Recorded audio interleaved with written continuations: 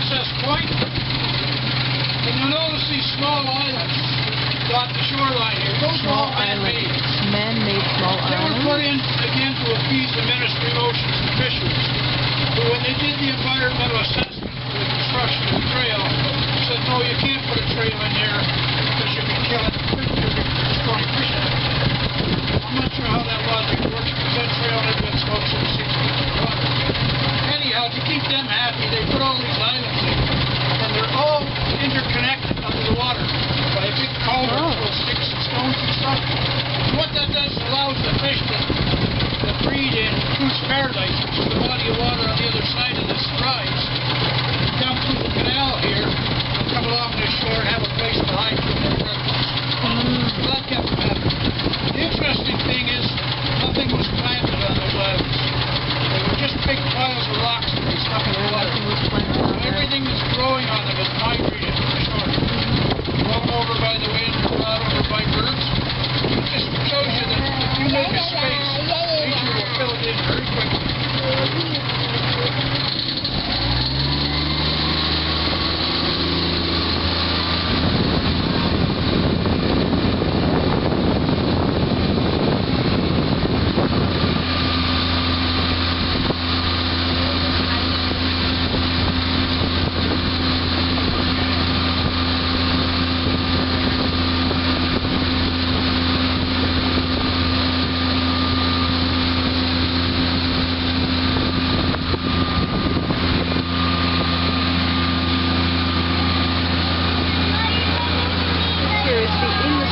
Industry of Hamilton with 2 steel factories of Guelph and Mississauga.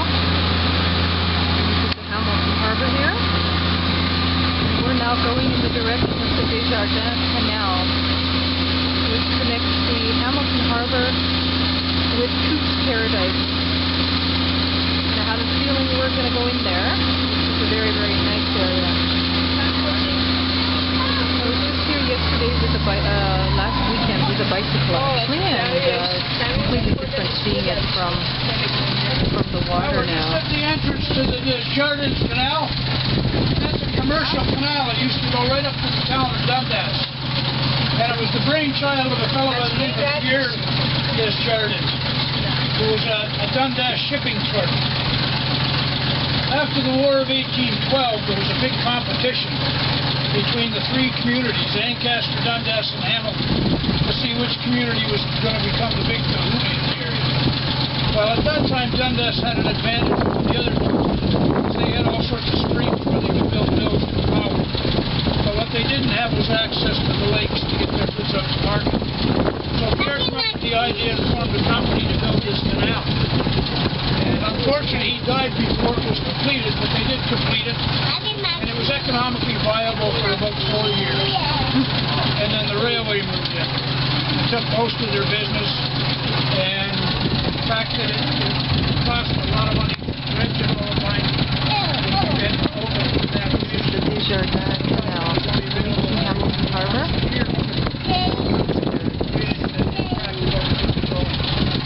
You notice along the left-hand side of the canal there, they wanted to extend the trail right through the canal over to Princess Point, of course, but there's no land to build a road on.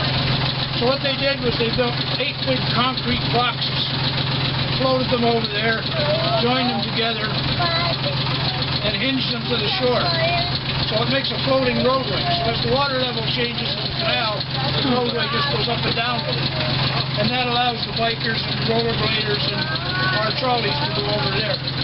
The upper bridge there is the McWeston, or the high-level bridge as it's called, and that carries traffic along York Boulevard over the canal system. The body of water on the other side is Coos Paradise. It's managed by the Royal Botanical Gardens. They're in the process of trying to restore it to what it used to be, which was a big natural wetland. And it was destroyed as such because of the number of carp, which are an introduced species. They're not native to this area, but there were just so many of them that they would get in and stir up the bottom, and plants couldn't grow. So they put a carp barrier far into the canal, and that keeps the carp out of there, and they're slowly restoring the Coos Paradise area. It's called Coos Paradise because Captain Thomas military was having duck hunting.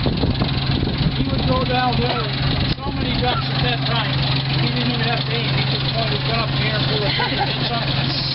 So whenever his men were marched through that area, and somebody asked them where they were going, oh, we're going through Fruit's Paradise, and the name just stuck.